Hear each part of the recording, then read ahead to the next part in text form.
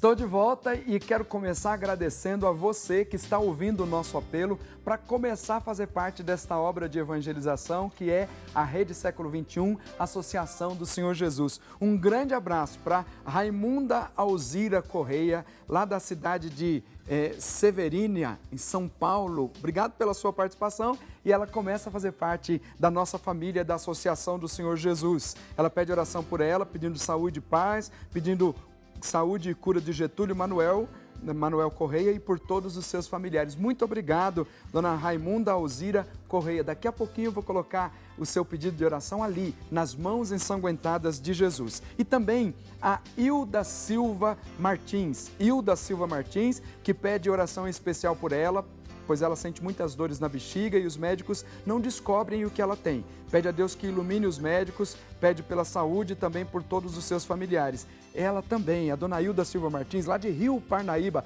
em Minas Gerais, é parte da nossa família agora. Muito obrigado pela sua decisão de se tornar sócia desta obra de evangelização que é a Associação do Senhor Jesus, Rede Século XXI. Você vai ganhar de presente aí na sua casa a revista Brasil Cristão, que é a revista dos nossos sócios e sócias. Vai aí para a dona Hilda Silva Martins, de Rio Parnaíba, em Minas Gerais, e para a Raimunda Alzira Correia, de Severínia, São Paulo, revista Brasil Cristão, que vai edificar a sua vida espiritual, sem dúvida alguma, vai te ajudar a meditar sobre os valores fundamentais da nossa fé e da vida da igreja. E eu quero também agradecer você que está ligando hoje pela primeira vez aqui no programa. São várias as pessoas que estão ligando pela primeira vez. Muito obrigado, viu? Muito bem-vindos. Bem-vindos aqui na Rede Século XXI, bem-vindos ao programa Você Pode Ser Feliz, bem-vindos à Associação do Senhor Jesus. Agradeço aqui a Rosângela Garcia Cremasco, de Campinas, primeira vez que fala com a gente. Ela pede pela graça de um trabalho, pelo concurso que irá prestar no domingo e pede pela paz e saúde para todos os seus familiares. Também aqui a Francisca da Silva Sartori, de Campinas, São Paulo, obrigado, pedindo pelo tratamento da amiga que está internada, a Vanessa. Também aqui a participação da Odete Ormenese, de Valinhos, São Paulo. Obrigado pela sua participação aqui pertinho de nós. Aqui pela primeira vez, a Maria do Socorro Oliveira e Silva, de São João del Rei, Minas Gerais. Muito obrigado. Seja muito bem-vinda aqui na Rede Século XXI. Também aqui, primeira vez que participa com a gente, a Maria José Miri Rigueto, de Mimoso do Sul, no Espírito Santo. Muito obrigado pela sua participação. E tem vários aqui que...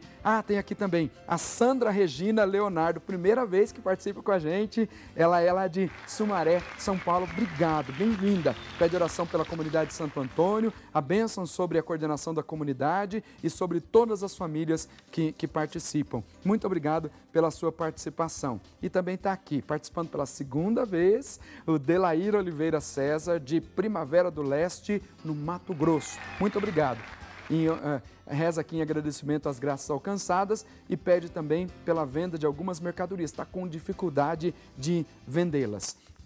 E eu também tenho aqui as pessoas que participam já há muito tempo. Muito obrigado, viu, por você estar aí todos os dias ligado aqui na programação da Rede Século XXI. São pessoas que ligam todos os dias, que já participam muitas vezes aqui com a gente. Muito obrigado. Obrigado. Deus continue abençoando e guardando sempre a sua vida, guardando a vida da sua família. Então, cada um desses nossos irmãos, eu tenho muito pedido aqui para ler, mas cada um deles eu quero colocar aqui diante da Sagrada Família. Daqui a pouquinho eu vou continuar fazendo a leitura para então pedir a graça e a bênção de Deus sobre a sua vida e a vida da sua família. Mas eu tenho aqui a dona Hilda Silva Martins, que é de Rio Parnaíba, em Minas Gerais, e a dona Raimunda Alzira Correia, que são nossas novas sócias, que eu quero colocar aqui na nossa urna de oração das mãos ensanguentadas de Jesus. E mais uma vez dizer muito obrigado a dona Hilda Silva Martins, de Rio Parnaíba, Minas Gerais, e a dona Raimunda Alzira Correia, de Severínia, São Paulo. Deus te abençoe, te guarde, te proteja sempre pelo poder das mãos ensanguentadas de Jesus. Você e a sua família vão aqui então para a nossa urna de oração. Recebe oração hoje. Depois, 100 missas na sua intenção, adoração ao Santíssimo, novena das mãos ensanguentadas de Jesus, noite carismática, todos os momentos de oração, você e a sua família estão incluídos. Muito obrigado, Deus abençoe. E você que ainda não é sócio, liga para cá hoje, 19 3871 9620 e comece a fazer parte desta família que é a Associação do Senhor Jesus, Rede Século XXI. Olha, tem um convite especial que eu quero lembrar sempre aqui a você e a toda a sua família para o encontro Aumenta a Minha Fé. Quando é que vai ser? Dia 24 de abril, a partir das 8h30 da manhã, aqui na sede da Associação do Senhor Jesus. Dia 24 de abril, grande encontro de oração, pregação, louvor, adoração, cura, libertação. Dia 24 de abril, a partir das 8h30 da manhã, aqui na nossa sede. Pedindo ao Senhor essa graça, aumenta a minha fé. Organize a sua caravana e venha participar conosco. Mais informações você tem aí pelo nosso telefone 19 3871 9620. Nós queremos continuar com o ensinamento sobre a humildade. O que nosso Senhor disse sobre a humildade? Tem um momento forte na vida de Jesus em que os discípulos sentaram-se ali na grama, e Jesus, de um lugar um pouco mais alto, começou a conversar com eles e deu um ensinamento que é um caminho de vida espiritual, um caminho de santidade. Esse caminho de santidade se chama as bem-aventuranças. Eu gostaria que isso ficasse gravado no seu coração para ser um programa de vida espiritual para você alcançar a graça de Deus, para a sua vida e para a vida de toda a sua família. Deus quer falar conosco mais uma vez através dessa passagem do Evangelho. Então escute o que o Senhor quer te dizer. Acompanhe comigo. Jesus viu as multidões, subiu a montanha e sentou-se.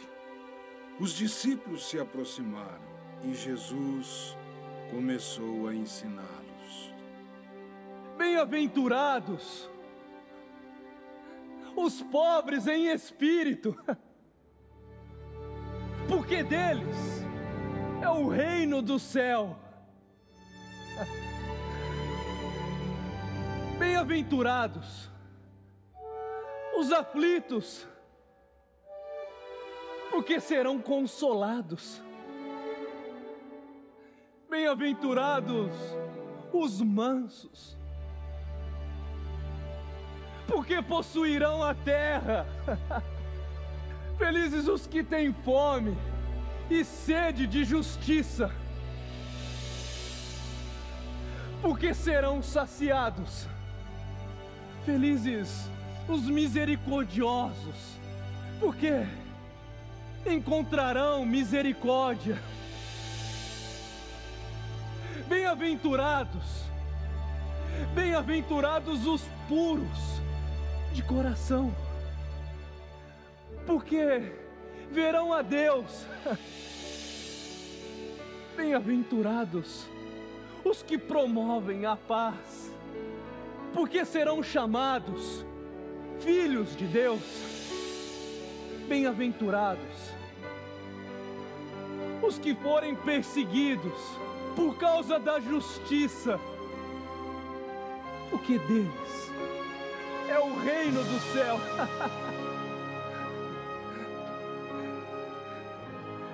Felizes são vocês se forem insultados e perseguidos, e se disserem todo tipo de calúnia a vocês por causa de mim. Fiquem alegres e contentes neste dia, porque será grande a tua recompensa no céu.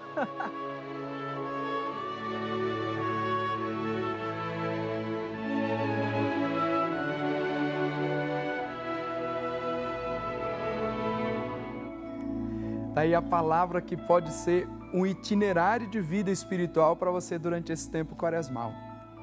Eu sempre digo isso. As bem-aventuranças são as placas indicativas que nos mostram o caminho do reino dos céus. Placas indicativas para a gente não se perder. Bem-aventurados os pobres em espírito, porque deles é o reino dos céus. Começa com a palavra da humildade e termina com a palavra da humildade, quando diz assim, olha, bem-aventurados sois vós, quando vos perseguirem, vos injuriarem, levantarem calúnias, mentindo, disserem todo tipo de mal contra vós, por causa de mim, porque vosso é o reino dos céus. Porque é difícil ser caluniado, viu? É difícil quando alguém fala alguma coisa sobre nós, porque a nossa índole, primeira já é querer se defender, já é vir armado mesmo. E essa aqui está uma palavra forte, ligado aqui, bem-aventurados os pobres em espírito, bem-aventurados os mansos, bem-aventurados os misericordiosos, bem-aventurados sois vós quando vos perseguirem. Uma palavra forte. Todas as vezes que for resolver algum problema, tiver alguma conversa com alguém, leia antes as bem-aventuranças. Nunca vá armado. Nunca vá armado. Agora entenda isso, né? Nunca vá armado, porque talvez alguém liga a TV agora e diz assim, o que o padre está falando, nunca vá armado? Porque às vezes a gente já cheio de preconceitos, já vai com um discurso preparado, já vai pensando em tudo que vai falar. E chega a hora, na hora não é nada daquilo. A gente se arma com palavras. E às vezes isso é uma característica da soberba, uma característica do orgulho. Qualquer coisa que me falar, eu já tenho o que dizer. Já vai pensando em tudo. E às vezes a gente, na expressão popular, dá com os burros na água, né? Quando a gente vai armado para uma conversa. As bem-aventuranças são um caminho, um itinerário de vida espiritual. Eu lembro disso, placas indicativas para que a gente não se perca no caminho. Por isso que é bom reler sempre as bem-aventuranças, voltar sempre às bem-aventuranças, porque com elas nós certamente chegaremos ao reino dos céus. Existem algumas orientações que nos são dadas pelos santos da igreja, eu quero apresentar isso para você agora, sobretudo na escola de São Bento. São Bento, ao ensinar os monges, ele dava algumas orientações que são assim, fundamentais. Aliás, quando São Bento ele ensina 12 graus de humildade. E no compêndio de mística e ascética, o ensinamento é exatamente esse. Um grande texto dizendo quais são os 12 graus de São Bento quando ele diz a humildade. Quando ele fala da humildade, primeiro ele traz uma definição. São Bento recorda a humildade como uma virtude que é uma disposição habitual da alma que regula o conjunto das relações do homem com Deus na verdade de sua dupla qualidade. Eu vou ler como está escrito aqui e depois a gente traduz em palavras do nosso vocabulário. Aqui o vocabulário do Tanqueray é um vocabulário bem rebuscado e aqui, claro, nós somos capazes de entender. Mas só ele diz assim, é uma disposição habitual da alma, porque é uma busca constante de um crescimento espiritual, que regula o conjunto das relações do monge, e aqui ele estava falando para os monges, mas que regula o conjunto das relações do homem com Deus, que através da oração, só se cresce no relacionamento com Deus através da oração, pela virtude da humildade. Veja, lembra do publicano? Eu sei quem eu sou pecador. Volta para casa justificado, porque reconhece quem é. E continua, que regula o conjunto das suas relações com Deus na verdade de sua dupla qualidade. Primeiro, de criatura pecadora, que é o que nós somos, e segundo, de filhos adotivos. Apesar do nosso pecado, apesar do que nós somos adotados como filhos e filhas muito amados de Deus. E é a partir disso que ele apresenta algumas características da humildade, chamado de os 12 graus de São Bento. Vou citar algumas delas porque não dá para a gente se aprofundar em todas. Mas ele começa dizendo assim, sobre os atos internos. Nesses graus, nos 12 graus, os primeiros são apresentados como graus, atos internos, que ele classifica como, primeiro, o temor de Deus. Segundo, a obediência. Terceiro, a obediência aos superiores. e ele apresenta mais alguns deles, apresentando também aqui a confissão das faltas secretas, o hábito de se confessar, de confessar os pecados, uma aceitação cordial de todas as provações, fazer tudo sem murmurar. Depois ele apresenta julgar-se sinceramente, do fundo do coração, o último de todos os homens. Lembra dos ensinamentos do Evangelho? Não querer ocupar o lugar de destaque, não querer ocupar o primeiro lugar. Depois ele apresenta um conjunto de atos que se referem aos atos externos. E dentre eles os principais são, primeiro, a fuga da singularidade. Que é aquele assim, ó, eu sou o único, quero ser o melhor de todos. Ele diz que é algo ruim para a vida do cristão. Querer singularizar-se é um sinal de orgulho e de vaidade. E depois ele fala do silêncio, saber calar, saber ouvir, um grande sinal de humildade. Depois ele também, além de saber ouvir, saber calar enquanto não nos interrogam, ou enquanto não há nenhuma razão de dar o parecer. Ou seja, antes que alguém peça a nossa opinião, a gente já está ali, querendo fazer parte da conversa para dar a opinião. Ele diz assim, o silêncio é uma virtude, o silêncio é uma característica de quem é humilde. E depois ele diz assim, a reserva nas palavras. Quando se falar de forma suave e humilde, sem gritos, com aquela gravidade e sobriedade do homem sisudo. E aquela palavra que eu disse há pouco, quando for conversar com alguém para resolver alguma situação, tomar cuidado para já não ir armado, né? Vai já com armas nas mãos, preparado com as palavras, que disse, eu já tenho coisa para retrucar. Então, é preciso ter uma moderação nas palavras. Mas nós gostaríamos de saber ainda o que o povo diz mais a respeito da humildade. Nós já vimos na primeira parte o povo falando o que é a humildade. Agora, vamos ver o que o povo pensa sobre o que fazer para crescer na humildade, como que é todo esse processo. Vamos escutar a palavra do nosso povo aí pelas ruas. Acompanhe comigo. Segundo o dicionário, humildade quer dizer capacidade de reconhecer os próprios erros, defeitos ou limitações. Modéstia, demonstração de respeito e submissão. Ausência do luxo ou sofisticação. Humildade, para mim, é você nunca pensar que você é mais que alguém. Humildade é pessoa ser de bem com a vida, de bem com todo mundo, amar todo mundo, desejar tudo de bom para todas as pessoas. Humildade? A humildade, eu acho que é a pessoa fazer pelo próximo, né? Entendeu? Você ser humilde, você ser bom com as pessoas, né? Isso para mim seria humildade. Para você, quem é um modelo de humildade nos dias de hoje? Nos dias de hoje nós temos muito. As pessoas que anonimamente ajudam um outro que está precisando, assim, anonimamente dá a mão na hora que ele precisa, isso é humildade para mim. Exemplo de humildade é o meu pai. Meu pai, ele é uma pessoa que ele está passando aqui, ele iria cumprimentar a gente sem ele te conhecer, ele ia te cumprimentar. Ele ia prestar atenção naquilo que você falasse, ele ia ouvir o que você dissesse, entendeu?